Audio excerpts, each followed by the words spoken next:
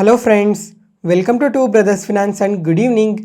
ಇವತ್ತಿನ ಅಪ್ಡೇಟ್ಸ್ ಏನಂದರೆ, Sensex 443 points gain ಆಗಿ 81,042 ಅಲ್ಲಿ ಕ್ಲೋಸ್ ಆಗಿದೆ. ನಿಫ್ಟಿ 130 ಪಾಯಿಂಟ್ಸ್ ಗೇನ್ ಆಗಿ 24,750 ಅಲ್ಲಿ ಕ್ಲೋಸ್ ಆಗಿದೆ. ಬ್ಯಾಂಕ್ ನಿಫ್ಟಿ 84 ಪಾಯಿಂಟ್ಸ್ ಗೇನ್ ಆಗಿ 55,760 ಅಲ್ಲಿ ಕ್ಲೋಸ್ ಆಗಿದೆ. ಫ್ರೆಂಡ್ಸ್, ಇವತ್ತು ಮಾರ್ಕೆಟ್ ನೋಡಿದ್ರಾ, ಸ್ವಲ್ಪ ಪಾಸಿಟಿವ್ ಅಲ್ಲಿ ಕ್ಲೋಸ್ ಆಗಿದೆ. ಮತ್ತು ಇವತ್ತು ಮಾರ್ಕೆಟ್ ನೋಡಿಕೊಂಡ್ರೆ ತುಂಬಾ ವೊಲೆಟೈಲ್ ಆಗಿದೆ. ಅದ್ರ ಜೊತೆಗೆ ಇವತ್ತು ನಿಫ್ಟಿ ಪ್ರೈಸ್ ಆ್ಯಕ್ಷನ್ ನೋಡಿಕೊಂಡ್ರೆ ಓಪನಿಂಗಲ್ಲಿ 80 ಪಾಯಿಂಟ್ಸ್ ಫಾಲ್ ಆಯಿತು. ಅದಾದಮೇಲೆ ವಿತಿನ್ 30 ಮಿನಿಟ್ಸಲ್ಲಿ 140 ಪಾಯಿಂಟ್ಸ್ ರಿಕವರ್ ಆಯಿತು. ಮತ್ತು ಇವತ್ತು ಡೇ ಲೋಸಿಂದ ನೋಡಿಕೊಂಡ್ರೆ ಅಬೌಟ್ 280 ಪಾಯಿಂಟ್ಸೇ ಪಾಸಿಟಿವ್ ಆಗಿ ರಿಯಾಕ್ಟ್ ಆಗಿದೆ. ಆದರೆ ಆ ಮಾರ್ಕೆಟ್ ರ್ಯಾಲಿ ಸಸ್ಟೈನ್ ಆಗ್ದಂಗೆ ಮತ್ತೆ ಫಾಲ್ ಆಗಿದೆ. ಯಾಕಂದರೆ ಫ್ರೆಂಡ್ಸ್, ಇವಾಗ ಮಾರ್ಕೆಟ್ ಓಪನಿಂಗಲ್ಲಿ ಸ್ವಲ್ಪ ಫಾಲ್ ಆಯಿತು. ಆ ಟೈಮಲ್ಲಿ FIs ಏನಾದರೂ ಸ್ವಲ್ಪ ಸೆಲ್ ಮಾಡಿರ್ಬೋದು. ಮತ್ತು ಮಾರ್ಕೆಟ್ ಪಾಸಿಟಿವ್ ಆಗಿ ರಿಯಾಕ್ಟ್ ಆಗ್ತಾ ಇದೆ ಅಂತ FIs ಮತ್ತು DIs ತುಂಬಾ ಬೈ ಮಾಡಿದ್ದಾರೆ. ಮತ್ತು ಸೆಕೆಂಡ್ ಹಾಫಲ್ಲಿ ನೋಡಿಕೊಂಡ್ರೆ ಮಾರ್ಕೆಟ್ ತುಂಬಾ ಫಾಲ್ ಆಯ್ತಲ್ಲ, ಆ ಟೈಮಲ್ಲಿ ನೋಡಿಕೊಂಡ್ರೆ ತುಂಬ ಜನ ಪ್ರಾಫಿಟ್ ಬುಕ್ಕಿಂಗ್ ಮಾಡಿರಬೇಕು. ಅದರಿಂದ ಮಾರ್ಕೆಟ್ ಈ ಥರ ಫಾಲ್ ಆಗಿದೆ. ಯಾಕಂದರೆ ನಾಳೆ ನೋಡಿಕೊಂಡ್ರೆ ಒಂದು ಇಂಪಾರ್ಟೆಂಟ್ ಈವೆಂಟ್ ಇದೆ ಮಾರ್ಕೆಟಲ್ಲಿ, ಅದರಿಂದ ಈ ಥರ ಪ್ರಾಫಿಟ್ ಬುಕ್ಕಿಂಗ್ ಮಾಡಿರ್ಬೋದು. ಮತ್ತು ಇವತ್ತು ಸಿಲ್ವರ್ ನೋಡಿದ್ರಾ, ಆಲ್ ಟೈಮ್ ಹೈ ಟಚ್ ಮಾಡಿದೆ. ಇವತ್ತು ನೋಡಿಕೊಂಡ್ರೆ 1 kg ಸಿಲ್ವರ್ಗೆ 104,168 ರೂಪಾಯಿಗೆ ರೀಚ್ ಆಗಿದೆ ಫಾರ್ ದ ಫಸ್ಟ್ ಟೈಮ್. ನೋಡೋಣ ಕಮಿಂಗ್ ಟೈಮಲ್ಲೂ ಸಿಲ್ವರ್ ಇನ್ನೂ ಎಷ್ಟು ಗ್ರೋ ಆಗುತ್ತೆ ಅಂತ. ಯಾಕಂದರೆ ಇವಾಗ ಸಿಲ್ವರ್ ನೋಡಿಕೊಂಡ್ರೆ ಇಂಡಸ್ಟ್ರೀಸಲ್ಲಿ ತುಂಬಾ ಡಿಮ್ಯಾಂಡ್ ಕಾಣ್ತಾ ಇದೆ. ಅದರಿಂದ ಸಿಲ್ವರ್ ಪ್ರೈಸಸ್ ಈ ಥರ ಇನ್ಕ್ರೀಸ್ ಆಗ್ತಾ ಇರೋದು. ನೆಕ್ಸ್ಟ್ ಇವಾಗ ನಾಳೆ ನೋಡಿಕೊಂಡ್ರೆ ನಮ್ಮ ಮಾರ್ಕೆಟಲ್ಲಿ ಒಂದು ಇಂಪಾರ್ಟೆಂಟ್ ಈವೆಂಟ್ ಇದೆ. ಅದೇ RBI MPC ಮೀಟಿಂಗ್ ಇದೆ. ಈ ಮೀಟಿಂಗ್ ಔಟ್ಕಮ್ ಯಾವಾಗ ಬರುತ್ತೆ ಅಂತ ನೋಡಿಕೊಂಡ್ರೆ ನಾಳೆ ಬೆಳಿಗ್ಗೆ ಕರೆಕ್ಟಾಗಿ 10 ಗಂಟೆಯಿಂದ 11 ಗಂಟೆ ಮಧ್ಯದಲ್ಲಿ ಈ MPC ಮೀಟಿಂಗಲ್ಲಿ ಏನೇನು ನಡೆದಿದೆ ಅಂತ ಪ್ರತಿಯೊಂದನ್ನು ಡೀಟೇಲಾಗಿ ಅಪ್ಡೇಟ್ ಆಗುತ್ತೆ. ಅದರಿಂದ ಮಾರ್ಕೆಟ್ ನಾಳೆ ಕೂಡ ವೊಲಟೈಲ್ ಆಗಿರೋ ಚಾನ್ಸಸ್ ತುಂಬಾ ಜಾಸ್ತಿ ಇದೆ. ಅದಕ್ಕೋಸ್ಕರ ಯಾರಾದರೂ ಬಿಗಿನರ್ಸ್ ಮಾರ್ಕೆಟಲ್ಲಿ ಟ್ರೇಡ್ ಮಾಡ್ತಾ ಇದ್ರೆ ನಾಳೆ ಆದಷ್ಟು ಅವಾಯ್ಡ್ ಮಾಡಿ, ಇಲ್ಲ ಅಂದರೆ ತುಂಬ ಲಾಸಸ್ನ ಫೇಸ್ ಮಾಡಬೇಕಾಗುತ್ತೆ. ನೆಕ್ಸ್ಟ್ ಇವಾಗ RBI MPC ಮೀಟಿಂಗಲ್ಲಿ ಏನು ಅಪ್ಡೇಟ್ಸ್ ಬರ್ಬೋದು, ನಾಳೆ ಮಾರ್ಕೆಟ್ ಯಾವ ಥರ ಇರೋ ಚಾನ್ಸಸ್ ಇದೆ ಅಂತ ಇವಾಗ ಮಾತಾಡ್ಕೊಳ್ಳೋಣ. ಇವಾಗ RBI ಗವರ್ನರ್ ಆದ ಸಂಜಯ್ ಮಲ್ಹೋತ್ರಾ ಅವರು ಇದೇ ವರ್ಷದಲ್ಲೇ ಇದುವರೆಗೂ 2 ಸಲ ರೇಟ್ ಕಟ್ ಮಾಡಿದ್ದಾರೆ. ಫೆಬ್ರವರಿಯಲ್ಲಿ 25 ಬೇಸಿಸ್ ಪಾಯಿಂಟ್ಸ್ ರೇಟ್ ಕಟ್ ಮಾಡಿದ್ರು. ಅದಾದಮೇಲೆ ಏಪ್ರಿಲಲ್ಲೂ 25 ಬೇಸಿಸ್ ಪಾಯಿಂಟ್ಸ್ ರೇಟ್ ಕಟ್ ಮಾಡಿದ್ರು. ಇವಾಗ third time 25 basis points rate cut ಮಾಡೋ ಚಾನ್ಸಸ್ ಜಾಸ್ತಿ ಇದೆ ಅಂತ ತುಂಬ ಅನಲಿಸ್ಟ್ ಎಲ್ಲ ಪ್ರಿಡಿಕ್ಟ್ ಮಾಡ್ತಾ ಇದ್ದಾರೆ. ಅದ್ರ ಜೊತೆಗೆ ಇವಾಗ ಮಾರ್ಕೆಟ್ ಕೂಡ ಎಕ್ಸ್ಪೆಕ್ಟ್ ಮಾಡ್ತಾ ಇದೆ ಈ MPC ಮೀಟಿಂಗಲ್ಲೂ 25 basis points rate cut ಮಾಡೇ ಮಾಡ್ತಾರೆ ಅಂತ. ಮತ್ತು ಇದೇ MPC ಮೀಟಿಂಗಲ್ಲಿ RBI ಗವರ್ನರ್ ಅವರು ಇನ್ಫ್ಲೇಷನ್ ರಿಲೇಟೆಡ್ ಆಗಿ GDP ರಿಲೇಟೆಡ್ ಆಗು ಸಮೇತ ಮಾತಾಡ್ತಾರೆ. ಇವಾಗ GDP ನೋಡಿಕೊಂಡ್ರೆ ಅನಲಿಸ್ಟ್ ಎಸ್ಟಿಮೇಷನ್ಸ್ಗಿನ್ನ ಮತ್ತು RBI ಎಸ್ಟಿಮೇಷನ್ಸ್ಗಿನ್ನ ತುಂಬಾ ಜಾಸ್ತಿ ಬಂದಿದೆ. ಇವಾಗ Q4 GDP ನೋಡಿಕೊಂಡ್ರೆ 7.4% ಬಂದಿದೆ. ಆದರೆ ಇಯರ್ ಆನ್ ಇಯರ್ ಕಂಪೇರ್ ಮಾಡಿದಾಗ ಸ್ವಲ್ಪ ಕಮ್ಮಿನೇ ಅನಿಸುತ್ತೆ. ಯಾಕಂದರೆ ಲಾಸ್ಟ್ ಇಯರಲ್ಲಿ ನೋಡಿಕೊಂಡ್ರೆ 8.4% GDP ಬಂದಿತ್ತು. ಆದರೆ ಈ ಸಲ ನೋಡಿಕೊಂಡ್ರೆ 7.4% ಮಾತ್ರನೇ ಬಂದಿದೆ. ಅಂದರೆ 1% GDP ಕಮ್ಮಿ ಆಗಿದೆ. ಅದಾದಮೇಲೆ ಇವಾಗ ಇನ್ಫ್ಲೇಷನ್ ಬಗ್ಗೆ ನೋಡಿಕೊಂಡ್ರೆ RBI ಟಾರ್ಗೆಟ್ 4% ಇತ್ತು. ಆ 4%ಗಿನ್ನ ಲಾಸ್ಟ್ 2 ಟೈಮ್ಸೂ ತುಂಬಾ ಕಮ್ಮಿ ಬಂದಿದೆ. ಅದರಿಂದ ಇನ್ಫ್ಲೇಷನ್ ಕೂಡ ಪಾಸಿಟಿವ್ ಇದೆ ಅಂತ ಮಾತಾಡೋ ಚಾನ್ಸಸ್ ಇದೆ. ನೋಡೋಣ ಇನ್ನು ನಾಳೆ ಈ GDP ಬಗ್ಗೆ ಇನ್ಫ್ಲೇಷನ್ಸ್ ಬಗ್ಗೆ ಇನ್ನೂ ಏನು ಅಪ್ಡೇಟ್ ಮಾಡ್ತಾರೆ ಅಂತ. ಅದಾದಮೇಲೆ ಇವಾಗ 87% ಎಕನಾಮಿಸ್ಟ್ಸ್ ಎಲ್ಲ ಈ MPC ಮೀಟಿಂಗಲ್ಲಿ 25 basis points rate cut ಮಾಡೋ ಚಾನ್ಸಸ್ ಇದೆ ಅಂತ ಅಪ್ಡೇಟ್ ಮಾಡ್ತಾ ಇದ್ದಾರೆ. ಅದಾದಮೇಲೆ 81% ಎಕ್ಸ್ಪರ್ಟ್ಸ್ ಎಲ್ಲ ಇದೇ ಇಯರಲ್ಲೇ 25 basis points 2 times rate cut ಮಾಡೋ ಚಾನ್ಸಸ್ ಇದೆ ಅಂತ ಮೆನ್ಷನ್ ಮಾಡಿದ್ದಾರೆ. ಆದರೆ ಸ್ವಲ್ಪ ಎಕ್ಸ್ಪರ್ಟ್ಸ್ ಮಾತ್ರನೇ ಇವಾಗ June MPC ಮೀಟಿಂಗಲ್ಲೇ 50 basis points rate cut ಮಾಡೋ ಚಾನ್ಸಸ್ ಇದೆ ಅಂತ ಪ್ರಿಡಿಕ್ಟ್ ಮಾಡ್ತಾ ಇದ್ದಾರೆ. ನೋಡೋಣ ಇದ್ರ ಬಗ್ಗೆ ಎಲ್ಲ ನಾಳೆ ಏನು ಅಪ್ಡೇಟ್ಸ್ ಬರುತ್ತೆ ಅಂತ. ಮತ್ತು ಫ್ರೆಂಡ್ಸ್, ಇವಾಗ ಒಂದು ವೇಳೆ ಇವ್ರು ಎಕ್ಸ್ಪೆಕ್ಟ್ ಮಾಡ್ತಾ ಇರೋ ಪ್ರಕಾರ 50 ಬೇಸಿಸ್ ಪಾಯಿಂಟ್ಸ್ ರೇಟ್ ಕಟ್ ಏನಾದರೂ ಮಾಡಿದ್ರೆ ಅದು ಬ್ಯಾಂಕ್ಸ್ಗೆ ತುಂಬಾ ನೆಗೆಟಿವ್ ಆಗುತ್ತೆ. ಯಾಕಂದರೆ ಕಮಿಂಗ್ ಟೈಮಲ್ಲಿ ಡೆಪಾಸಿಟ್ಸ್ ಕಮ್ಮಿ ಆಗೋ ಚಾನ್ಸಸ್ ಇದೆ. ಅದರಿಂದ ಬ್ಯಾಂಕ್ಸ್ಗೆ ತುಂಬಾ ಎಫೆಕ್ಟ್ ಆಗೋ ಚಾನ್ಸಸ್ ಇರುತ್ತೆ. ಅದರಿಂದನೇ ಇವತ್ತು ಸಮೇತ ಬ್ಯಾಂಕಿಂಗ್ ಸೆಕ್ಟರ್ ಅಷ್ಟು ಪಾಸಿಟಿವ್ ಆಗಿ ರಿಯಾಕ್ಟ್ ಆಗಿಲ್ಲ. ಮತ್ತು ಒಂದು ವೇಳೆ 50 ಬೇಸಿಸ್ ಪಾಯಿಂಟ್ಸ್ ರೇಟ್ ಕಟ್ ಮಾಡಿದ್ರೂ ನಾಳೆ ಮಾರ್ಕೆಟ್ ಕರೆಕ್ಟ್ ಆಗೋ ಚಾನ್ಸಸ್ ಕೂಡ ಜಾಸ್ತಿನೇ ಇದೆ. ಮತ್ತು ಫ್ರೆಂಡ್ಸ್, ಇವಾಗ ಈ ರೀಸೆಂಟ್ ಟೈಮಲ್ಲಿ ಯಾರಾದರೂ ಮಾರ್ಕೆಟ್ ಒಳಗಡೆ ಬಂದಿದ್ರೆ ಲಾಸ್ಟ್ 2 ಟೈಮ್ಸ್ ರೇಟ್ ಕಟ್ ಮಾಡಿದಾಗ ನೋಡಿಕೊಂಡ್ರು ಮಾರ್ಕೆಟ್ಸ್ ರೇಟ್ ಕಟ್ ಮಾಡಿದೆ ಅಂತ ತುಂಬಾ ಪಾಸಿಟಿವ್ ಆಗೂ ರಿಯಾಕ್ಟ್ ಆಗಿಲ್ಲ, ಹಂಗಂತ ತುಂಬಾ ಫಾಲೋ ಆಗಿಲ್ಲ. ನೋಡೋಣ ನಾಳೆ ಯಾವ ಥರ ರಿಯಾಕ್ಟ್ ಆಗುತ್ತೆ ಅಂತ. ಈ ಥರ ಕಾಂಪ್ಲಿಕೇಟೆಡ್ ಇನ್ಫಾರ್ಮೇಷನ್ ಎಲ್ಲ ಸಿಂಪ್ಲಿಫೈ ಮಾಡಿ ನಿಮ್ಮ ಮುಂದೆ ತರ್ತಾ ಇದ್ದೀವಲ್ಲ. ಯಾವುದೇ ಪಾಯಿಂಟಲ್ಲಿ ನಾನು ಹೇಳೋ ಇನ್ಫಾರ್ಮೇಷನ್ ನಿಮಗೆ ಯೂಸ್ಫುಲ್ ಅನಿಸಿದ್ರೆ ಈ ವಿಡಿಯೋನ ಲೈಕ್ ಮಾಡಿ. ಮತ್ತು ನಿಮ್ಮ ಫ್ರೆಂಡ್ಸಲ್ಲಿ ಯಾರಿಗಾದ್ರೂ ಸ್ಟಾಕ್ ಮಾರ್ಕೆಟ್ ಬಗ್ಗೆ ಇಂಟ್ರೆಸ್ಟ್ ಇರೋರಿಗೆ ಈ ವಿಡಿಯೋಸ್ನ ಶೇರ್ ಮಾಡಿ. Next market key updates. Friends, ನಮ್ಮ ಮಾರ್ಕೆಟ್ ಓಪನಿಂಗಲ್ಲಿ ನೋಡಿಕೊಂಡ್ರೆ ಈ ಫಾರ್ಮಾ ಸ್ಟಾಕ್ಸ್ ಎಲ್ಲ ತುಂಬಾ ಪಾಸಿಟಿವ್ ಆಗಿ ರಿಯಾಕ್ಟ್ ಆದವು. ಅದರಲ್ಲೂ ಡಾಕ್ಟರ್ ರೆಡ್ಡಿಸ್ ಲ್ಯಾಬೊರೇಟರೀಸ್ ನೋಡಿಕೊಂಡ್ರೆ ಇಂಟರ್ಡೇ ಸೆಷನಲ್ಲಿ ನಿಯರ್ಲಿ 4%ವರೆಗೂ ಪಾಸಿಟಿವ್ ಆಗಿ ರಿಯಾಕ್ಟ್ ಆಗಿದೆ. ಯಾಕಂದರೆ ಇವರು ಆವ್ಲೋಟೆಕ್ ಜೊತೆ ಪಾರ್ಟ್ನರ್ಶಿಪ್ ಆಗಿ ಅಫೋರ್ಡಬಲ್ ಪ್ರೈಸಸಲ್ಲಿ ಈ ಕ್ಯಾನ್ಸರ್ ಟ್ರೀಟ್ಮೆಂಟ್ಗೆ ಬೇಕಾಗಿರೋ ಡ್ರಗ್ಸ್ನ ಮ್ಯಾನುಫ್ಯಾಕ್ಚರ್ ಮಾಡ್ತೀವಿ ಅಂತ ಅಪ್ಡೇಟ್ ಮಾಡಿದ್ದಾರೆ. ಇದರಿಂದ ಡಾಕ್ಟರ್ ರೆಡ್ಡಿಸ್ ಲ್ಯಾಬೊರೇಟರೀಸ್ಗಂತೂ ತುಂಬಾ ಪಾಸಿಟಿವ್ ಆಗುತ್ತೆ. ಅದಾದಮೇಲೆ ಇವತ್ತು HSBC ಅವರಾದರೆ ಈ ಡಾಕ್ಟರ್ ರೆಡ್ಡಿಸ್ ಲ್ಯಾಬೊರೇಟರೀಸ್ಗೆ ಮುಂಚೆ ಹೋಲ್ಡ್ ರೇಟಿಂಗ್ ಕೊಟ್ಟಿದ್ರು, ಅದನ್ನು ಇವಾಗ ಅಪ್ಗ್ರೇಡ್ ಮಾಡ್ತಾ ಬೈ ರೇಟಿಂಗ್ ಕೊಟ್ಟು ಟಾರ್ಗೆಟ್ ಪ್ರೈಸ್ ₹1445 ಪರ್ ಶೇರ್ ಅಂತ ಹೇಳಿದ್ದಾರೆ. ಯಾಕಂತ ಅಂದರೆ ಡಾಕ್ಟರ್ ರೆಡ್ಡಿಸ್ ಅವರು ತುಂಬ ವರ್ಷದಿಂದ ಡಯಾಬಿಟಿಸ್ ಡ್ರಗ್ ರಿಲೇಟೆಡ್ ಆಗಿ ವರ್ಕ್ ಮಾಡ್ತಾನೆ ಬರ್ತಾ ಇದ್ದಾರೆ. ಅದರಿಂದ ಇವಾಗ ಇದರಲ್ಲಿ ಸ್ವಲ್ಪ ಪ್ರೋಸೆಸ್ ಕಾಣ್ತಾ ಇದೆ ಈ ಥರ ಬೈ ರೇಟಿಂಗ್ ಕೊಟ್ಟಿರೋದು.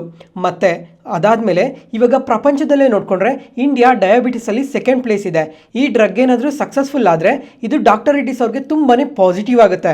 ಅದ್ರ ಜೊತೆಗೆ ಇವಾಗ ಇಂಡಿಯಾದಲ್ಲಿ ಪಾಪ್ಯುಲೇಷನ್ ಏನಿದೆ ಈ ಪಾಪ್ಯುಲೇಷನ್ಗಿನ್ನ ಫಾಸ್ಟಾಗಿ ಡಯಾಬಿಟಿಸ್ ತುಂಬಾ ಫಾಸ್ಟಾಗಿ ಗ್ರೋ ಆಗ್ತಾ ಇದೆ. ಅದರಿಂದ ಈ ಡಾಕ್ಟರ್ ರೆಡ್ಡಿಸ್ ಅವ್ರಿಗೆ ಈ ರೆವಿನ್ಯೂಸ್ ಅಲ್ಲಿ ತುಂಬಾ ಹೈ ಗ್ರೋತ್ ಇರೋ ಚಾನ್ಸಸ್ ಇದೆ ಅಂತ ಈ ಥರ ಬೈ ರೇಟಿಂಗ್ ಕೊಟ್ಟಿರೋದು. ಅದಾದಮೇಲೆ JM ಫಿನಾನ್ಷಿಯಲ್ಸ್ ಅವ್ರು ನೋಡ್ಕೊಂಡ್ರು ಈ ಕಂಪನಿಗೆ ಬೈ ರೇಟಿಂಗ್ ಕೊಟ್ಟು ಟಾರ್ಗೆಟ್ ಪ್ರೈಸ್ ₹1418 ಪರ್ ಶೇರ್ ಅಂತ ಅಪ್ಡೇಟ್ ಮಾಡಿದ್ದಾರೆ. ಓವರ್ ಆಲ್ ಈ ಎಲ್ಲ ರೀಸನ್ಸಿಂದನೇ ಇವತ್ತು ಡಾಕ್ಟರ್ ರೆಡ್ಡಿಸ್ ಈ ಥರ ಪಾಸಿಟಿವ್ ಆಗಿ ರಿಯಾಕ್ಟ್ ಆಗಿರೋದು. ನೆಕ್ಸ್ಟ್ ಇವಾಗ ಆಟೋ ಸೆಕ್ಟರ್ ಬಗ್ಗೆ ಮಾತಾಡ್ಕೊಳ್ಳೋಣ. ಇವತ್ತು ನೋಡ್ಕೊಂಡ್ರೆ ಆಟೋ ಸೆಕ್ಟರ್ ಸ್ವಲ್ಪ ನೆಗೆಟಿವ್ ಆಗಿ ರಿಯಾಕ್ಟ್ ಆಗಿದೆ. ಮತ್ತೆ ಫ್ರೆಂಡ್ಸ್ ಇವಾಗ ಒಂದು ವಾರದಿಂದ ಈ ರೇರ್ ಅರ್ತ್ ಮ್ಯಾಗ್ನೆಟ್ಸ್ ಬಗ್ಗೆ ಮಾತಾಡ್ಕೊಂಡಿದ್ವಿ. ಮತ್ತೆ ಇವಾಗ ಇನ್ನೊಂದ್ಸಲ ಕಂಪ್ಲೀಟ್ ಆಗಿ ಎಕ್ಸ್ಪ್ಲೈನ್ ಮಾಡ್ತಾ ಇದ್ದೀನಿ. ಇದರಿಂದ ಯಾವ ಥರ ಇಂಪ್ಯಾಕ್ಟ್ ಆಗುತ್ತೆ ನಮ್ಮ ಆಟೋ ಸೆಕ್ಟರ್ ಅಂತ ಪ್ರತಿಯೊಂದನ್ನು ಡೀಟೇಲ್ ಆಗಿ ಮಾತಾಡ್ಕೊಳ್ಳೋಣ. ಫ್ರೆಂಡ್ಸ್ ಇವಾಗ ಈ ರೇರ್ ಅರ್ತ್ ಮ್ಯಾಗ್ನೆಟ್ಸ್ನ ಈ ಎಲೆಕ್ಟ್ರಿಕ್ ವೆಹಿಕಲ್ಸ್ ಅಲ್ಲಿ ತುಂಬಾನೇ ಬಳಸ್ತಾರೆ. ಎಲ್ಲಿ ಅಂತ ನೋಡ್ಕೊಂಡ್ರೆ ಈ ಎಲೆಕ್ಟ್ರಾನಿಕ್ ಮೋಟರ್ಸ್ ಅಲ್ಲಿ ಮತ್ತೆ ಪವರ್ ಸ್ಟೇರಿಂಗ್ ಸಿಸ್ಟಮ್ಸ್ ಅಲ್ಲಿ, ಅದ್ರ ಜೊತೆಗೆ ವೇರಿಯಸ್ ಸೆನ್ಸಾರ್ಸ್ ಎಲ್ಲ ಇರ್ತಾವಲ್ಲ ಕಾರಲ್ಲಿ, ಆ ಸೆನ್ಸಾರ್ಸ್ ಅಲ್ಲೆಲ್ಲ ಈ ರೇರ್ ಅರ್ತ್ ಮ್ಯಾಗ್ನೆಟ್ಸ್ನ ತುಂಬಾನೇ ಬಳಸ್ತಾರೆ. ಅದ್ರ ಜೊತೆಗೆ ಸ್ವಲ್ಪ ಆಟೋ ಕಾಂಪೊನೆಂಟ್ಸ್ ಎಲ್ಲ ಇರ್ತಾವಲ್ಲ, ಆ ಆಟೋ ಕಾಂಪೊನೆಂಟ್ಸ್ ಅಲ್ಲೂ ಸಮೇತ ಈ ರೇರ್ ಅರ್ತ್ ಮ್ಯಾಗ್ನೆಟ್ಸ್ನ ಜಾಸ್ತಿನೇ ಬಳಸ್ತಾರೆ. ಅದರಿಂದನೇ ಈ ರೇರ್ ಅರ್ತ್ ಮ್ಯಾಗ್ನೆಟ್ಸ್ಗೆ ಈ ತರ ಡಿಮ್ಯಾಂಡ್ ಇವಾಗ ಕಾಣ್ತಾ ಇರೋದು. ಇದುವರೆಗೂ ಎಲ್ಲಿ ಬಳಸ್ತಾರೆ ಅಂತ ಗೊತ್ತಾಯ್ತಲ್ವಾ. ಇವಾಗ ಈ ಚೈನಾ ರಿಲೇಟೆಡ್ ಆಗಿ ಏನು ಪ್ರಾಬ್ಲಮ್ ಫೇಸ್ ಮಾಡ್ತಾ ಇದ್ದೀವಿ ಅಂತ ಅಂದರೆ, ಇವಾಗ ಈ ರೇರ್ ಅರ್ತ್ ಮ್ಯಾಗ್ನೆಟ್ಸ್ ಪ್ರಪಂಚಕ್ಕೇನೆ ತುಂಬಾನೇ ಬೇಕಾಗಿರೋದು. ಆದರೆ 90% ಚೈನಾದವರು ಇವಾಗ ಪ್ರಪಂಚಕ್ಕೆ ಇದನ್ನ ಎಕ್ಸ್ಪೋರ್ಟ್ ಮಾಡ್ತಾ ಇದ್ದಾರೆ. ಆದರೆ ಇವಾಗ ಚೈನಾದವ್ರು ಏನು ಮಾಡಿದ್ದಾರೆ ಅಂದರೆ ಈ ರೇರ್ ಅರ್ತ್ ಮ್ಯಾಗ್ನೆಟ್ಸ್ ಮೇಲೆ ಸ್ವಲ್ಪ ಸ್ಯಾಂಕ್ಷನ್ಸ್ನ ವಿಧಿಸಿದ್ದಾರೆ. ಅಂದರೆ ಇವಾಗ ಯಾವ ಕಂಟ್ರಿ ಕೇಳಿದ್ರೆ ಆ ಕಂಟ್ರಿಗೆ ಇದನ್ನ ಡೈರೆಕ್ಟ್ ಆಗಿ ಎಕ್ಸ್ಪೋರ್ಟ್ ಮಾಡಬಾರ್ದು, ಸ್ವಲ್ಪ ರೂಲ್ಸ್ ಅಂಡ್ ರೆಗ್ಯುಲೇಷನ್ಸ್ನ ಫಾಲೋ ಮಾಡಬೇಕು, ಅಂಥವ್ರಿಗೆ ಮಾತ್ರನೇ ಇದನ್ನ ಕೊಡ್ತೀವಿ ಅಂತ ರೀಸೆಂಟ್ ಆಗಿ ಒಂದು ಎಕ್ಸ್ಪೋರ್ಟ್ಸ್ ಮೇಲೆ ರಿಸ್ಟ್ರಿಕ್ಷನ್ಸ್ನ ವಿಧಿಸಿದ್ದಾರೆ. ಯಾಕಂತ ಅಂದರೆ ಇವಾಗ ಒಂದೊಂದು ಕಂಟ್ರೀಸ್ ಏನು ಮಾಡ್ತಾ ಇದ್ದಾವೆ ಅಂದರೆ ಈ ರೇರ್ ಅರ್ತ್ ಮ್ಯಾಗ್ನೆಟ್ಸ್ನ ತುಂಬಾನೇ ಇಂಪೋರ್ಟ್ ಮಾಡ್ಕೊಂಡ್ಬಿಟ್ಟು ಡಿಫೆನ್ಸ್ ಮ್ಯಾನುಫ್ಯಾಕ್ಚರಿಂಗ್ ಅಲ್ಲೂ ಕೂಡ ಇದನ್ನ ತುಂಬಾನೇ ಬಳಸ್ತಾ ಇದ್ದಾರೆ. ಅದರಿಂದ ಡಿಫೆನ್ಸ್ ಪ್ರಾಡಕ್ಟ್ಸ್ನ ಇನ್ನ ಬೇರೆ ಬೇರೆ ದೇಶಕ್ಕೆಲ್ಲ ಎಕ್ಸ್ಪೋರ್ಟ್ ಮಾಡ್ತಾ ಇದ್ದಾರೆ ಅಂತ ಚೈನೀಸ್ ಅವ್ರಿಗೆ ಅರ್ಥ ಆಗಿದೆ. ಅದರಿಂದ ಈ ಥರ ರಿಸ್ಟ್ರಿಕ್ಷನ್ಸ್ನ ತಂದಿರೋದು. ಇವಾಗ ಈ ಎಕ್ಸ್ಪೋರ್ಟ್ಸ್ ಮೇಲೆ ರಿಸ್ಟ್ರಿಕ್ಷನ್ಸ್ನ ತಂದು ಹೊಸ ರೂಲ್ಸ್ನ ರಿಲೀಸ್ ಮಾಡಿದ್ದಾರೆ. ಏನಂತ ಅಂದರೆ ಇವಾಗ ಯಾವ ಕಂಟ್ರೀಸ್ಗೆ ಬೇಕು ಆ ಕಂಟ್ರಿ ಡೀಟೇಲ್ಸ್ ಎಲ್ಲ ಸಪ್ರೇಟಾಗಿ ತಂದು ಮತ್ತೆ ಯಾವ್ಯಾವ ಕಂಪನೀಸ್ ಎಷ್ಟೆಷ್ಟು ಮ್ಯಾಗ್ನೆಟ್ಸ್ನ ತಗೊತಾ ಇದ್ದಾರೆ ಅಂತ ಕ್ಲಿಯರ್ ಇನ್ಫಾರ್ಮೇಷನ್ ನಮಗೆ ಕೊಟ್ಟು, ಅದಾದಮೇಲೆ ಯಾವ ಕಂಟ್ರಿಗೆ ಸಂಬಂಧಪಟ್ಟಿದೆಯೋ ಆ ಕಂಟ್ರಿ ಗೌರ್ಮೆಂಟ್ ಹತ್ರ ಕೂಡ ಸ್ವಲ್ಪ ಪರ್ಮಿಷನ್ಸ್ನ ತೊಗೊಂಡು ಬಂದರೆ ನಾವು ಆ ಕಂಟ್ರಿಗೆ ಎಕ್ಸ್ಪೋರ್ಟ್ ಮಾಡೋದನ್ನು ಶುರು ಮಾಡ್ತೀವಿ ಅಂತ ಕ್ಲಿಯರಾಗಿ ಮೆನ್ಷನ್ ಮಾಡಿದ್ದಾರೆ. ಮತ್ತು ಈ ರೇರ್ ಅರ್ತ್ ಮ್ಯಾಗ್ನೆಟ್ಸ್ ಮೇಲೆ ರಿಸ್ಟ್ರಿಕ್ಷನ್ಸ್ನ ತಂದು ಆಗಲೇ ಒಂದು ತಿಂಗಳು ಮೇಲೇನೆ ಆಗಿದೆ. ನಾನು ಸಹ ಈ ರಿಸ್ಟ್ರಿಕ್ಷನ್ಸ್ ಯಾವತ್ತು ತಂದ್ರೋ ಅವತ್ತೇನೆ ಮಾರ್ಕೆಟ್ ನ್ಯೂಸಲ್ಲಿ ಕಂಪ್ಲೀಟಾಗಿ ಎಕ್ಸ್ಪ್ಲೈನ್ ಮಾಡಿದ್ದೆ. ಆ ಟೈಮಲ್ಲಿ ನೋಡಿಕೊಂಡ್ರೆ ಇಂಡಿಯಾದಲ್ಲಿ ಇನ್ನು 90 ಡೇಸ್ವರೆಗೂ ಏನು ಬೇಕಾಗಿತ್ತೋ ಆ ಮ್ಯಾಗ್ನೆಟ್ಸ್ ಅಷ್ಟೂ ಸ್ಟಾಕ್ ಆಗೇ ಇತ್ತು. ಆದರೆ ಇವಾಗ ನೋಡಿಕೊಂಡ್ರೆ ನೆಕ್ಸ್ಟ್ 30 ಡೇಸ್ವರೆಗೂ ಏನು ಸ್ಟಾಕ್ ಬೇಕಾಗಿದೆಯೋ ಆ ಸ್ಟಾಕ್ ಮಾತ್ರ ಇರೋದು. ಈ ಸ್ಟಾಕ್ ಏನಾದರೂ ಕಂಪ್ಲೀಟ್ ಆಗೋಯ್ತು ಅಂತ ಅಂದರೆ ನೆಕ್ಸ್ಟ್ ಈ ಎಲೆಕ್ಟ್ರಿಕ್ ವೆಹಿಕಲ್ಸ್ನ ಮ್ಯಾನುಫ್ಯಾಕ್ಚರ್ ಮಾಡೋದಕ್ಕೆ ಆಗಲ್ಲ, ಕಂಪ್ಲೀಟ್ ಮ್ಯಾನುಫ್ಯಾಕ್ಚರಿಂಗ್ನ ಸ್ಟಾಪ್ ಮಾಡಬೇಕು ಅಂತ ಸಮೇತ ಕ್ಲಿಯರ್ ಆಗಿ ಮೆನ್ಷನ್ ಮಾಡಿದ್ದಾರೆ. ಮತ್ತೆ ಅದ್ರ ಜೊತೆಗೆ ಇವಾಗ ಈ ಆಟೋ ಸೆಕ್ಟರ್ ಪ್ರಕಾರ ನೋಡ್ಕೊಂಡ್ರೆ ತುಂಬಾನೇ ಚಾಲೆಂಜಸ್ನ ಫೇಸ್ ಮಾಡ್ತಾನೆ ಬರ್ತಾ ಇದೀವಿ. ಒಂದೊಂದು ಟೈಮಲ್ಲಿ ನೋಡ್ಕೊಂಡ್ರೆ ಸೇಲ್ಸ್ ಡ್ರಾಪ್ ಆಗ್ತಾ ಇದೆ, ಇನ್ನೊಂದ್ಸಲ ನೋಡ್ಕೊಂಡ್ರೆ ಈ ಟ್ಯಾರಿಫ್ ಇಶ್ಯೂಸ್ ಇಂದ ಇಂಪೋರ್ಟ್ ಎಕ್ಸ್ಪೋರ್ಟ್ ಕೂಡ ಪ್ರಾಪರ್ ಆಗಿ ಮಾಡೋಕ್ಕಾಗ್ತಿಲ್ಲ. ಮತ್ತೆ ಈ ರಾ ಮೆಟೀರಿಯಲ್ ಕಾಸ್ಟ್ ನೋಡ್ಕೊಂಡ್ರೆ ತುಂಬಾನೇ ಇನ್ಕ್ರೀಸ್ ಆಗ್ತಾ ಇದೆ. ಈ ತರ ತುಂಬಾನೇ ಚಾಲೆಂಜಸ್ನ ಈ ಆಟೋ ಮೇಕರ್ಸ್ ಎಲ್ಲ ಫೇಸ್ ಮಾಡ್ತಾನೆ ಬರ್ತಾ ಇದ್ದಾರೆ. ಇವಾಗ ಅದ್ರ ಜೊತೆಗೆ ಇವಾಗ ಇನ್ನೊಂದು ಟೆನ್ಷನ್ ಕೂಡ ಶುರು ಆಗಿದೆ. ಮತ್ತೆ ಮೊನ್ನೆ ರೀಸೆಂಟ್ ಆಗೂ ಒಂದ್ಸಲ ಮಾತಾಡ್ಕೊಂಡಿದ್ವಿ. ಏನಂತ ಅಂದ್ರೆ ಈ ಹೆವಿ ಇಂಡಸ್ಟ್ರಿ ಮಿನಿಸ್ಟರ್ ಆದ HD ಕುಮಾರಸ್ವಾಮಿ ಅವ್ರು ನೋಡ್ಕೊಂಡ್ರೆ ನೆಕ್ಸ್ಟ್ 2 or 3 ವೀಕ್ಸ್ ಅಲ್ಲಿ ಚೈನಾ ಜೊತೆ ಈ ರೇರ್ ಅರ್ತ್ ಮ್ಯಾಗ್ನೆಟ್ಸ್ ರಿಲೇಟೆಡ್ ಆಗಿ ಮಾತಾಡೋ ಚಾನ್ಸಸ್ ಕೂಡ ತುಂಬಾನೇ ಜಾಸ್ತಿ ಇದೆ ಅಂತ ಅಪ್ಡೇಟ್ ಮಾಡಿದ್ರು. ನೋಡೋಣ ಇದ್ರ ಬಗ್ಗೆ ಇನ್ನ ಕಮಿಂಗ್ ಡೇಸ್ ಅಲ್ಲಿ ಇನ್ನ ಏನು ಅಪ್ಡೇಟ್ಸ್ ಬರುತ್ತೆ ಅಂತ. ಮತ್ತೆ ಅದಾದಮೇಲೆ ಈ ಚೈನೀಸ್ ಎಲೆಕ್ಟ್ರಾನಿಕ್ ಮ್ಯಾನುಫ್ಯಾಕ್ಚರರ್ ಆದ BYD ಕಂಪನಿ ಇದೆ ಅಲ್ಲ, ಇದು ಪ್ರಪಂಚಕ್ಕೆ ಟಾಪ್ EV ಮೇಕರ್ ಇವರು. ಇವಾಗ ಇವ್ರ ಕಡೆಯಿಂದ ಕೂಡ ಇನ್ನೊಂದು ಅಪ್ಡೇಟ್ ಬಂದಿದೆ. ಏನಂತ ಅಂದರೆ ಇವಾಗ ಪ್ರತಿಯೊಂದು ಕಂಟ್ರಿ ನೋಡ್ಕೊಂಡ್ರು ಅಥವಾ ಪ್ರತಿಯೊಬ್ಬರು ಕಾರ್ ಮ್ಯಾನುಫ್ಯಾಕ್ಚರರ್ ನೋಡ್ಕೊಂಡ್ರು EV ಕಾರ್ ರಿಲೇಟೆಡ್ ಆಗಿ ವರ್ಕ್ ಮಾಡ್ತಾನೆ ಇದ್ದಾರೆ. ಅದರಿಂದ ಸೇಲ್ಸ್ನ ಬೂಸ್ಟ್ ಮಾಡೋದ್ರಿಂದ ಪ್ರತಿಯೊಬ್ಬರು ಡಿಸ್ಕೌಂಟ್ಸ್ನ ಜಾಸ್ತಿ ಕೊಡಬೇಡಿ. ಈ ಥರ ನೀವು ಡಿಸ್ಕೌಂಟ್ಸ್ನ ಕೊಡ್ತಾ ಹೋದರೆ ನಿಮ್ಮ ಸೇಲ್ಸ್ ಏನೋ ಬೂಸ್ಟ್ ಆಗ್ತಾ ಹೋಗ್ತದೆ, ಆದರೆ ಕಾರ್ ಪ್ರೈಸ್ ಅನ್ನೋದು ಕಮ್ಮಿ ಆಗ್ತಾನೆ ಬರುತ್ತೆ. ಅದರಿಂದ ಬೇರೆ ಎಲೆಕ್ಟ್ರಾನಿಕ್ ಮ್ಯಾನುಫ್ಯಾಕ್ಚರರ್ಸ್ಗೂ ಇದು ತುಂಬಾ ಎಫೆಕ್ಟ್ ಆಗೋ ಚಾನ್ಸಸ್ ಜಾಸ್ತಿ ಇದೆ. ಅದರಿಂದ ಹೈಯರ್ ಡಿಸ್ಕೌಂಟ್ಸ್ ಯಾರನ್ನೂ ಪ್ರೊವೈಡ್ ಮಾಡೋಕೆ ಹೋಗ್ಬೇಡ್ರಿ ಸೇಲ್ಸ್ನ ಬೂಸ್ಟ್ ಮಾಡೋದಕ್ಕೆ. ಇವಾಗ ನೀವು ಒಂದ್ಸಲ ಏನು ಪ್ರೈಸ್ನ ಕೋಟ್ ಮಾಡ್ತಾ ಇದ್ದೀರಾ ಅದೇ ಪ್ರೈಸಲ್ಲೇ ಸೆಲ್ ಮಾಡಿ, ಯಾವುದೇ ಕಾರಣಕ್ಕೂ ಹೈಯರ್ ಡಿಸ್ಕೌಂಟ್ನ ಕೋಟ್ ಮಾಡೋಕೆ ಹೋಗಬೇಡಿ ಅಂತ ಎಲ್ಲ EV ಮೇಕರ್ಸ್ಗೂ ಅಪ್ಡೇಟ್ ಮಾಡಿದ್ದಾರೆ. ನೋಡೋಣ ಕಮಿಂಗ್ ಟೈಮಲ್ಲೂ ಸೇಲ್ಸ್ನ ಬೂಸ್ಟ್ ಮಾಡೋದಕ್ಕೆ ಯಾರಾದರೂ ಕಾರ್ ಕಂಪನೀಸ್ ಈ ಥರ ಮಾಡ್ತಾರಾ ಇಲ್ವಾ ಅಂತ. ನೆಕ್ಸ್ಟ್ ಅದಾದಮೇಲೆ ಫ್ರೆಂಡ್ಸ್, ಇವಾಗ ಈ ರೈಲ್ವೆ ಕಂಪನೀಸ್ ಬಗ್ಗೆ ನಿನ್ನೆ ಸಮೇತ ಮಾತಾಡ್ಕೊಂಡಿದ್ವಿ. ಅವಾಗ ನೋಡ್ಕೊಂಡ್ರು ತುಂಬಾ ಪಾಸಿಟಿವ್ ಆಗಿ ರಿಯಾಕ್ಟ್ ಆಗಿದ್ದಾವೆ. ಮತ್ತು ಇವತ್ತು ನೋಡ್ಕೊಂಡ್ರು ಅದೇ ಥರ ಪಾಸಿಟಿವಿಟಿ ಕಂಟಿನ್ಯೂ ಆಗಿದೆ. ಯಾಕಂದರೆ ಈ ರೀಡ್ಸ್ ಕಂಪನಿ ಇದೆ ಅಲ್ಲ, ಈ ಕಂಪನಿ ನೋಡಿಕೊಂಡ್ರೆ ಇವತ್ತು ಇಂಟರ್ಡೇ ಸೆಷನಲ್ಲಿ ನಿಯರ್ಲಿ 7%ವರೆಗೂ ಪಾಸಿಟಿವ್ ಆಗಿ ರಿಯಾಕ್ಟ್ ಆಗಿದೆ. ಯಾಕಂದರೆ ಅಮೃತ್ 2.2 ಅಂಡರಲ್ಲಿ ಈ ಕಂಪನಿಗೆ ಗುಜರಾತಿಂದ ಒಂದು ಆರ್ಡರ್ ಬಂದಿದೆ. ಈ ಟೋಟಲ್ ಆರ್ಡರ್ ವರ್ತ್ ನೋಡಿಕೊಂಡ್ರೆ 28 crores ಅಂತ ಎಕ್ಸ್ಚೇಂಜ್ ಫೈಲಿಂಗಲ್ಲಿ ಅಪ್ಡೇಟ್ ಮಾಡಿದ್ದಾರೆ. ನಿನ್ನೆ ನೋಡ್ಕೊಂಡ್ರು ಈ ಕಂಪನಿಗೆ ಒಂದು ಲಾರ್ಜ್ ಆರ್ಡರ್ ಬಂದಿತ್ತು. ಅದರಿಂದ ನಿನ್ನೆ ನೋಡ್ಕೊಂಡ್ರು ಎಬೋವ್ 12 to 13%ವರೆಗೂ ಪಾಸಿಟಿವ್ ಆಗಿ ರಿಯಾಕ್ಟ್ ಆಗಿತ್ತು. ಮತ್ತು ಇವತ್ತು ಸಮೇತ ಪಾಸಿಟಿವ್ ಆಗಿ ರಿಯಾಕ್ಟ್ ಆಗಿದೆ. ಅದ್ರ ಜೊತೆಗೆ ಇನ್ನು ಮಿಕ್ಕಿರೋ ರೈಲ್ವೆ ಕಂಪನೀಸ್ ಏನಿದ್ದಾವೆ ಆ ಕಂಪನೀಸ್ ನೋಡ್ಕೊಂಡ್ರು ಪಾಸಿಟಿವ್ ಆಗಿ ರಿಯಾಕ್ಟ್ ಆಗಿದ್ದಾವೆ. ಯಾಕಂದರೆ ಈ ರೈಲ್ವೇಸ್ ರಿಲೇಟೆಡ್ ಆಗಿ, ಡಿಫೆನ್ಸ್ ರಿಲೇಟೆಡ್ ಆಗಿ ಸ್ವಲ್ಪ ಮಾರ್ಕೆಟಲ್ಲಿ ಪಾಸಿಟಿವ್ ಸೆಂಟಿಮೆಂಟ್ ಇದೆ. ಅದರಿಂದ ಇನ್ವೆಸ್ಟರ್ಸ್ ಎಲ್ಲ ಈ ಕಂಪನೀಸಲ್ಲಿ ತುಂಬಾ ಬೈ ಮಾಡ್ತಾ ಇದ್ದಾರೆ. ಅದರಿಂದ ಈ ಥರ ಪಾಸಿಟಿವ್ ಆಗಿ ರಿಯಾಕ್ಟ್ ಆಗ್ತಾ ಇರೋದು. ನೆಕ್ಸ್ಟ್ ಅದಾದಮೇಲೆ ಡಿಫೆನ್ಸ್ ಕಂಪನೀಸ್ ಬಗ್ಗೆ ಮಾತಾಡ್ಕೊಳ್ಳೋಣ. ಇವತ್ತು ನೋಡಿಕೊಂಡ್ರೆ ಡಿಫೆನ್ಸ್ ಕಂಪನೀಸ್ ಎಲ್ಲ ತುಂಬಾ ಪಾಸಿಟಿವ್ ಆಗಿ ರಿಯಾಕ್ಟ್ ಆಗಿದ್ದಾವೆ. ಯಾಕಂದರೆ ಈ ಡಿಫೆನ್ಸ್ ರಿಲೇಟೆಡ್ ಆಗಿ ಮಲ್ಟಿಪಲ್ ಅಪ್ಡೇಟ್ಸ್ ಬಂದಿದ್ದಾವೆ ಇವತ್ತು. ಅದರಿಂದನೇ ಈ ಥರ ಪಾಸಿಟಿವ್ ಆಗಿ ರಿಯಾಕ್ಟ್ ಆಗಿರೋದು. ಬರೀ ಇವತ್ತು ಮಾತ್ರನೇ ಅಲ್ಲ, ನಿನ್ನೆ ನೋಡ್ಕೊಂಡ್ರು ಈ ಶಿಪ್ಪಿಂಗ್ ಕಂಪನೀಸ್ ಎಲ್ಲ ಪಾಸಿಟಿವ್ ಆಗಿ ರಿಯಾಕ್ಟ್ ಆಗಿದ್ವು. ಅದರಲ್ಲೂ GRSC Garden Reach ship building ನೋಡಿಕೊಂಡ್ರೆ ನಿಯರ್ಲಿ 10%ವರೆಗೂ ಪಾಸಿಟಿವ್ ಆಗಿ ರಿಯಾಕ್ಟ್ ಆಗಿತ್ತು. ಯಾಕಂದರೆ ಈ GRSC ಅವರು ಒಂದು ಜರ್ಮನ್ ಕಂಪನಿ ಜೊತೆ ಪಾರ್ಟ್ನರ್ಶಿಪ್ ಆಗಿ ಪೋಲಾರ್ ಅಂಡ್ ಓಷನ್ ರಿಸರ್ಚ್ ಶಿಪ್ಸ್ನ ಇಂಡಿಯಾದಲ್ಲಿ ಮ್ಯಾನುಫ್ಯಾಕ್ಚರ್ ಮಾಡೋದಕ್ಕೆ ಅಗ್ರಿಮೆಂಟ್ನ ಸೈನ್ ಮಾಡ್ಕೊಂಡಿದ್ದಾರೆ. ಅದರಿಂದನೇ ನಿನ್ನೆ ನೋಡಿಕೊಂಡ್ರೆ 10% ಪಾಸಿಟಿವ್ ಆಗಿ ರಿಯಾಕ್ಟ್ ಆಗಿದ್ದು. ಮತ್ತು ಇವತ್ತು ನೋಡಿಕೊಂಡ್ರು ನಿಯರ್ಲಿ 12%ವರೆಗೂ ರ್ಯಾಲಿ ಆಗಿದೆ. ಯಾಕಂತ ಅಂದರೆ ಇವತ್ತು ನೋಡಿಕೊಂಡ್ರೆ ಇನ್ನೊಂದು ಜರ್ಮನ್ ಕಂಪನಿ ಜೊತೆ ಅಗ್ರಿಮೆಂಟ್ನ ಸೈನ್ ಮಾಡ್ಕೊಂಡಿದ್ದಾರೆ 4 ಕಾರ್ಗೋ ಶಿಪ್ನ ಮ್ಯಾನುಫ್ಯಾಕ್ಚರ್ ಮಾಡೋದಕ್ಕೋಸ್ಕರ. ಮತ್ತು ಈ ಟೋಟಲ್ ಶಿಪ್ ಕೆಪಾಸಿಟಿ ನೋಡಿಕೊಂಡ್ರೆ ಪ್ರತಿ ಶಿಪ್ಪಲ್ಲೂ 7,500 ಗೂಡ್ಸ್ನ ಸ್ಟೋರ್ ಮಾಡುವಂಥ ದೊಡ್ಡ ಶಿಪ್ಸ್ಗೋಸ್ಕರ ಈ ಆರ್ಡರ್ ಬಂದಿರೋದು ಅಂತ ಕೂಡ ಮೆನ್ಷನ್ ಮಾಡಿದ್ದಾರೆ. ಮತ್ತು ಅದಾದಮೇಲೆ ಇವಾಗ ಏನು ಜರ್ಮನ್ ಕಂಪನಿಯಿಂದ ಆರ್ಡರ್ ಬಂದಿದೆ ಆ ಕಂಪನಿಯಿಂದ ಇದೇನು ಫಸ್ಟ್ ಟೈಮ್ ಏನು ಬರ್ತಾ ಇಲ್ಲ.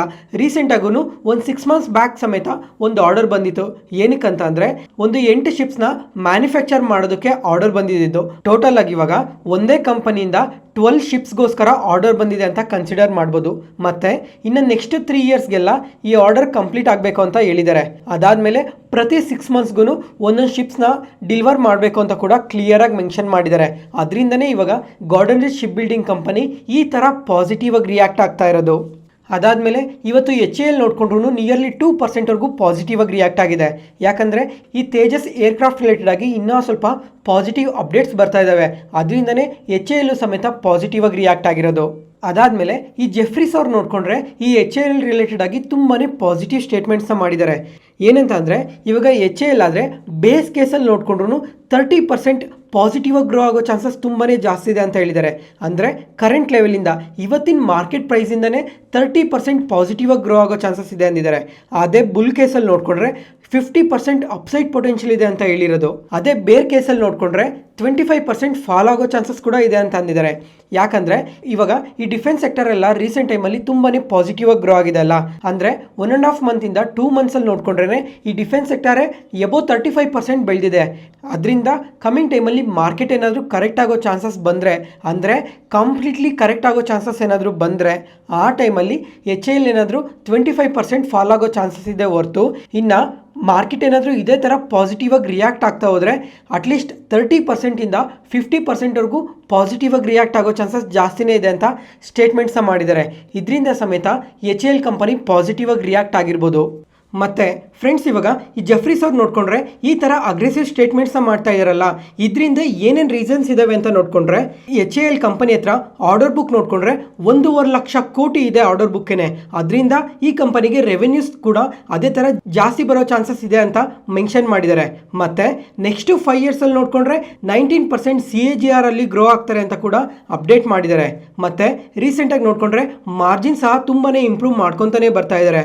ಈ ಫಿನಾನ್ಷಿಯಲ್ ಇಯರಲ್ಲಿ ನೋಡ್ಕೊಂಡ್ರೆ 831 ಬೇಸಿಸ್ ಪಾಯಿಂಟ್ಸ್ ಮಾರ್ಜಿನ್ಸ್ ಇಂಪ್ರೂವ್ ಆಗಿದೆ ಅಂತ ಮೆನ್ಷನ್ ಮಾಡಿದ್ದಾರೆ. ಅದ್ರ ಜೊತೆಗೆ ಇವಾಗ make in India defence equipments related ಆಗು ಕೂಡ ತುಂಬಾನೇ ಅಪ್ಡೇಟ್ಸ್ ಬರ್ತಾ ಇದಾವಲ್ಲ, ಅದರಿಂದ ಕೂಡ ಈ HAL ಕಂಪನಿಗೆ ಪಾಸಿಟಿವ್ ಆಗೋ ಚಾನ್ಸಸ್ ಜಾಸ್ತಿನೇ ಇದೆ ಅಂತ ಮೆನ್ಷನ್ ಮಾಡಿದ್ದಾರೆ.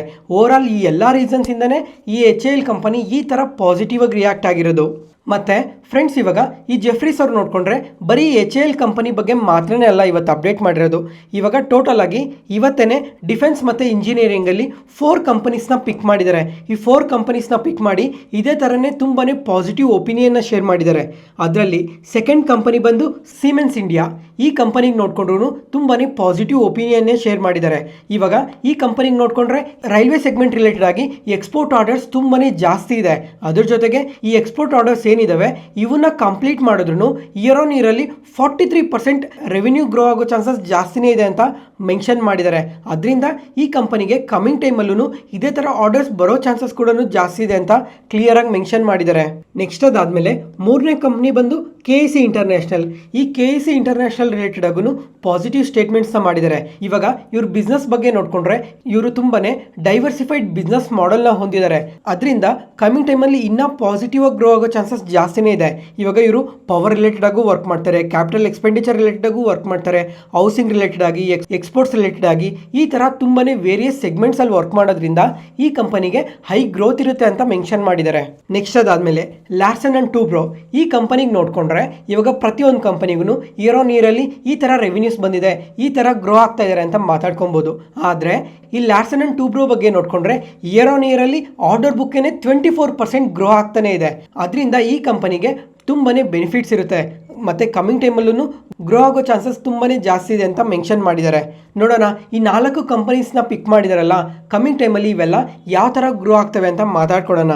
ನೆಕ್ಸ್ಟ್ ಅದಾದಮೇಲೆ NTPC ಗ್ರೀನ್ ಎನರ್ಜಿ. ಈ ಕಂಪನಿ ಬಗ್ಗೆ ರೀಸೆಂಟ್ ಟೈಮಲ್ಲೇ ತುಂಬ ಸಲ ಮಾತಾಡ್ಕೊಂಡಿದ್ವಿ.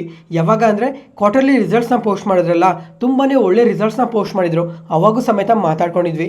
ಮತ್ತು ಇವತ್ತು ನೋಡಿಕೊಂಡ್ರೆ ಎಬೋ 3% ಪಾಸಿಟಿವ್ ಆಗಿ ರಿಯಾಕ್ಟ್ ಆಗಿದೆ.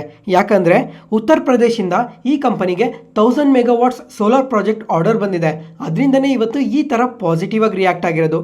ಈ ಉತ್ತರ ಪ್ರದೇಶದಿಂದ ನೋಡಿಕೊಂಡ್ರೆ ಇದೇನು ಫಸ್ಟ್ ಟೈಮ್ ಏನು ಆರ್ಡರ್ ಬರ್ತಿಲ್ಲ, ಈ ಥರ ತುಂಬ ಸಲನೇ ಆರ್ಡರ್ಸ್ ಬರ್ತಾನೆ ಇದಾವೆ ಕಂಟಿನ್ಯೂಸ್ ಆಗಿ ಉತ್ತರ ಪ್ರದೇಶದಿಂದ. ನೋಡೋಣ ಇನ್ನು ಈ ಕಂಪನಿಗೆ ಎಷ್ಟು ಆರ್ಡರ್ಸ್ ಬರ್ತವೆ ಅಂತ. ಈ ವಿಡಿಯೋನ ಇಲ್ಲಿವರೆಗೂ ನೋಡ್ತಾ ಇದ್ದೀರಾ ಅಂದರೆ ನಾನು ಹೇಳ್ತಿರೋ ಇನ್ಫಾರ್ಮೇಷನ್ ನಿಮಗೆ ಯೂಸ್ಫುಲ್ ಆಗ್ತಾ ಇದೆ ಅನ್ಕೊತೀನಿ. ಅದಕ್ಕೋಸ್ಕರ ಈ ಚಾನಲ್ನ ಸಬ್ಸ್ಕ್ರೈಬ್ ಮಾಡಿ ಸಪೋರ್ಟ್ ಮಾಡಿ. Thank you.